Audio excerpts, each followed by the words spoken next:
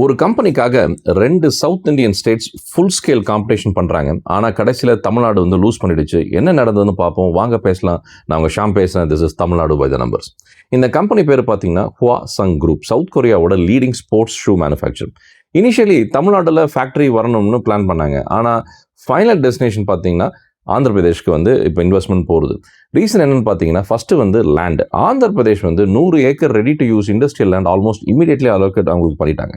Second reason என்ன பார்த்தீங்கன்னா, மணி. அதாவது தமிழ்நாடு வந்து சஸ்டைனபிள் இண்டஸ்ட்ரியல் பாலிசி வந்து மெயின்டைன் பண்ணுறாங்க.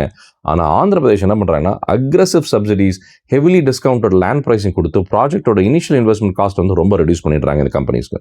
மூணாவது ரீசன் பார்த்தீங்கன்னா, ஸ்பீட்.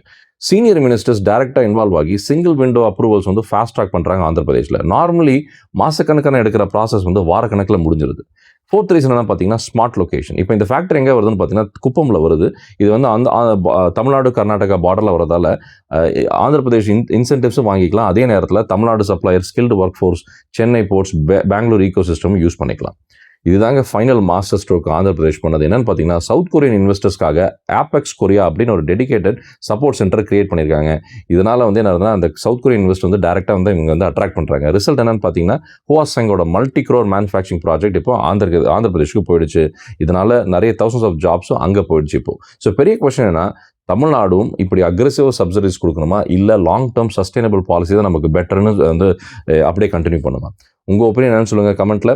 வாங்க பேசலாம். நான் உங்கள் ஷாம் பேசுகிறேன். மறுபடியும் ஒரு இன்ட்ரெஸ்டிங் வீடியோ சந்திப்போம். மிக்க நன்றி.